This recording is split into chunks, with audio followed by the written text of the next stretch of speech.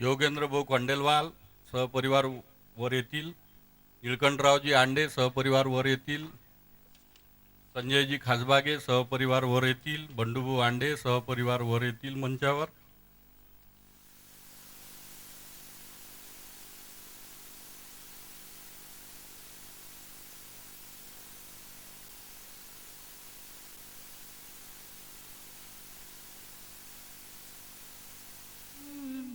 आत्मगुरु की शरण म्यूजिक आमी चरणम आत्मगुरु की शरणम वरणम भजामि रूपम नमामि चरणम आत्मगुरु की शरणं वरणं नन्दनन्दं सर्वसुखकन्दं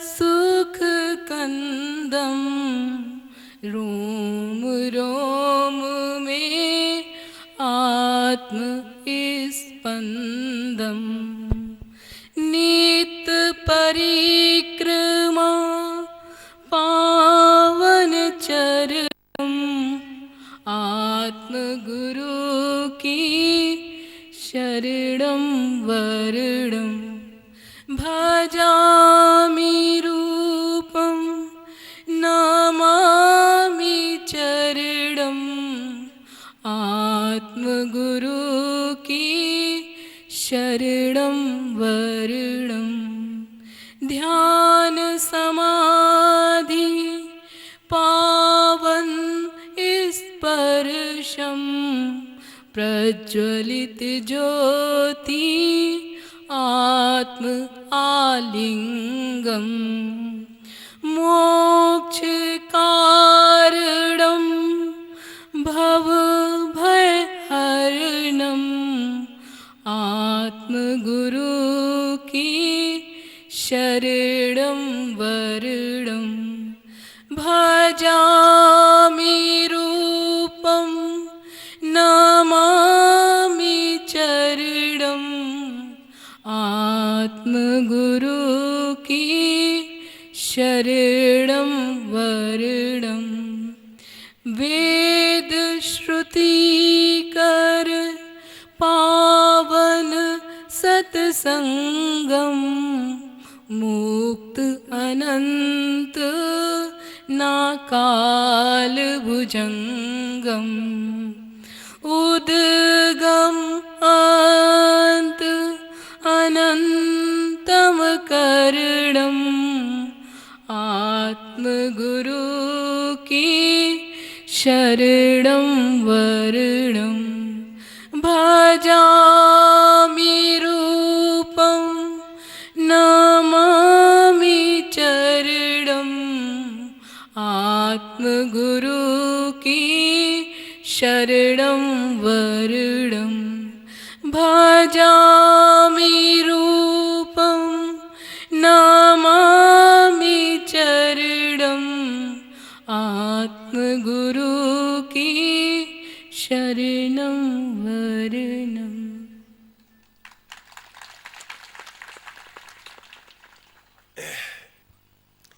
हरि ओम नारायण हरे गोविंद हरे हरि ओम नारायण हरे। भक्तगण, बहुत सुंदर भजन और हरि नाम संकीर्तन और गीतों से सजी हमारी शाम है।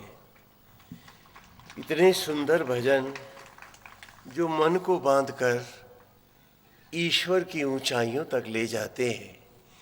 एक एक शब्द में अमृत है कि कर्ता वो है और यश हम पाते हैं।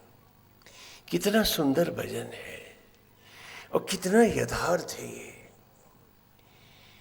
हम सब यहाँ सनातन धर्म के मूल स्वरूप को जानने के लिए आए कि वो ईश्वर आज भी बन के आत्मा मेरे शरीर में मुझे सांस, धड़कन, जीवन का क्षण दे रहा है। मुझे एक सांस बनानी नहीं आती है। करता वो है और यश हम पाते हैं। मेरा घर है, मेरा परिवार है, मेरा संपत्ति है, मेरा सम्मान है। और वो जो मुझ में बैठा शबरी का राम है, मुझे उसकी याद नहीं रहती कि वही भोजन को रक्त में न बदले तो मेरे आंगन में एक नवजात शिशु कहाँ से आएगा।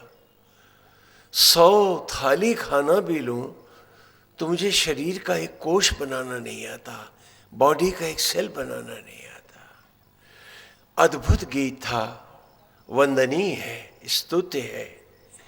और कहते हैं संगीत मेरे मन को बांधे और मुझे उड़ाकर उस तक ले जाए, और फिर उसको बांधे कि मैं तो झुकूं ही झुकूं, वो भी झुक जाए और एक हो जाए।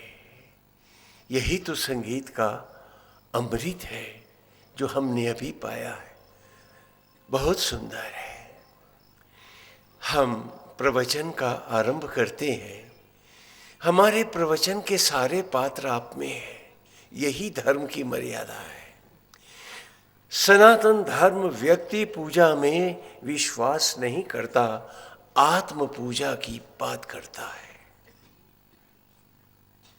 कल हमने जाना कि हम सब प्रभु के बनाए मंदिर हैं, और जो भी मंदिर हम बनाते हैं, मस्जिद है, गिरजे हैं, गुरुद्वारे हैं, सब जो बनाते हैं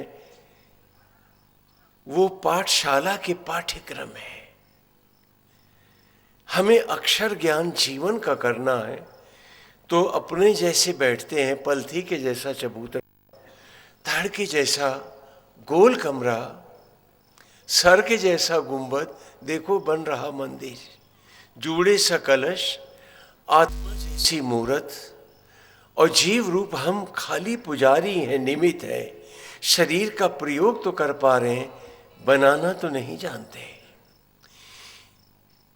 अपने में विनम्रता को लाना है। हम इतने विनम्र हों कि आकाश भी झुक के नीचे आ जाए तो बात होती है। हमने कल जाना कि मन ही दशरथ और मन ही दशानन, ये हम सब की कहानी है।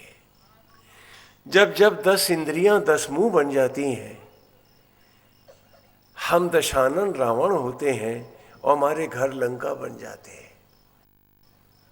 जहां ईर्ष्या है, द्वेष है, लोभ है, मोह है, भेदभाव है,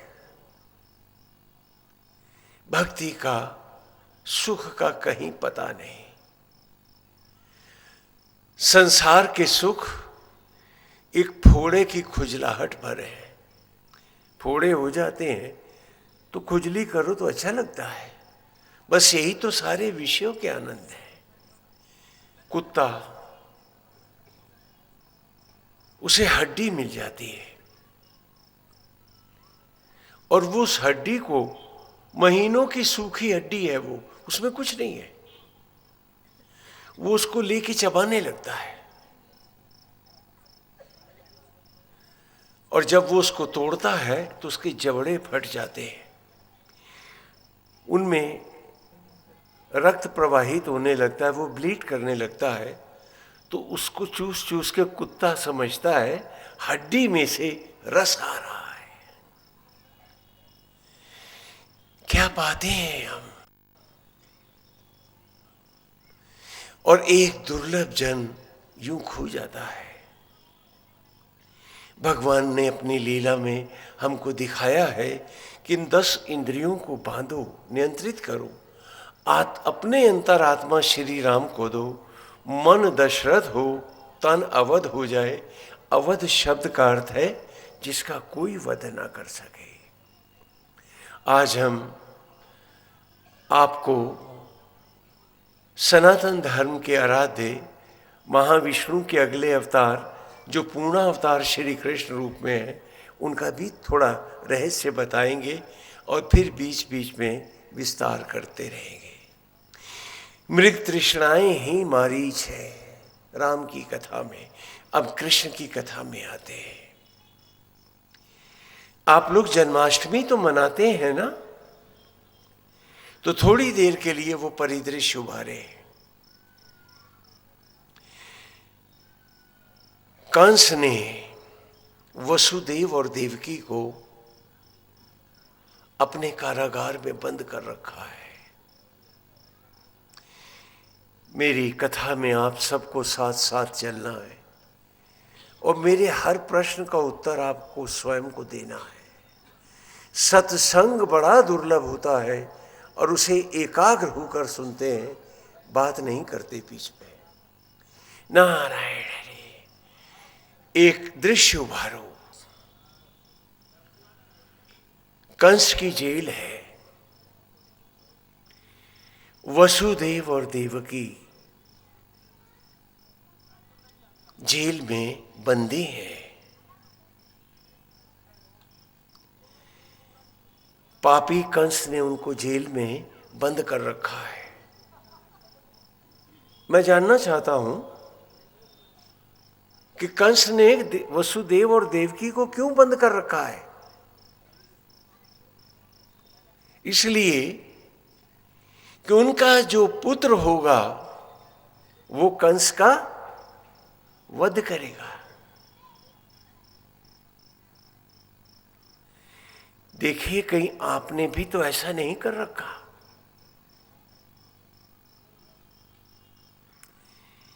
कि कृष्ण हमारे जीवन में प्रकट ही ना हो और हमारे मन कंस की जेल भर बने रहें और हम दम्भ ही दम्भ जिए, विनम्रता का कहीं पता ना हो। आपको मेरे साथ विचार करना है। देवकी अचेत है। हथकड़ी और बेड़ियों से जकड़े हुए वसुदेव है। असुर पहरेदार पहरा दे रहे हैं। आज कंस ने कहा है वो कृष्ण को प्रकट नहीं होने देगा। क्या ये एक कंस की बात है? कहीं ऐसा तो नहीं हमने भी उस सच्ची भक्ति को अपने जीवन में जन्मने न देने की कसम खा रखी है। हमें भी सोचना है। ये खाली कथाएं भर नहीं, हम सबके जीवन का दर्शन है। ये सनातन धर्म है। हर क्षण ईश्वर हमारे साथ है और हम नहीं अपने आसपास हैं। विषयों में भाग रहे हैं, कंस बन गए हैं और लगता है बड़े समझदार हैं, दुनिया जी रहे हैं और सबको उंगलियों पे नचा रहे हैं और भूल जाते हैं कि वक्त नचा रहा है। अभी घर में वो था, अब वो शमशान में पड़ा है। कल बारी हमारी है। सारी कथाएं हम सबकी कहानी है, लेकिन हम ध्यान से सत्संग को सुनेंगे तभी तो जान पाएंगे ना।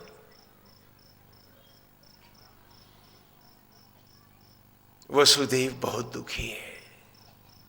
देवकी जी प्रसव की वेदना से अचेत है। वो क्षण करीब हो रहा है।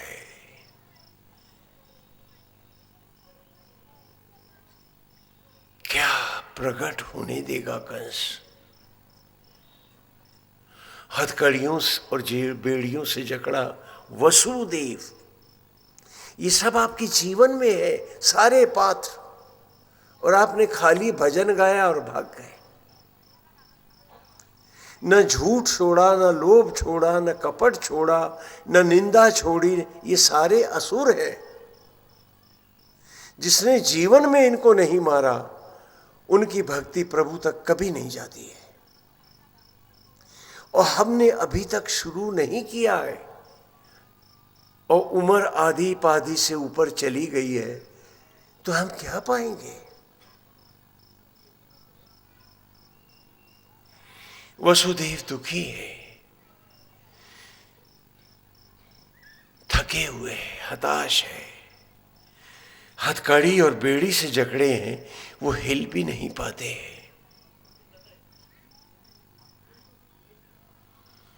वो सोच रहे हैं अभी ये प्रसव होगा, अभी वो पापी पिशाच आएगा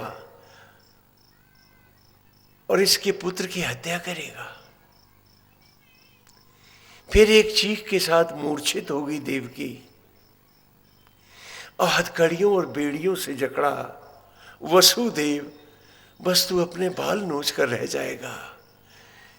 उस मासूम जिंदगी के टुकड़ों को अपने हाथों से समेट भी तो नहीं पाएगा।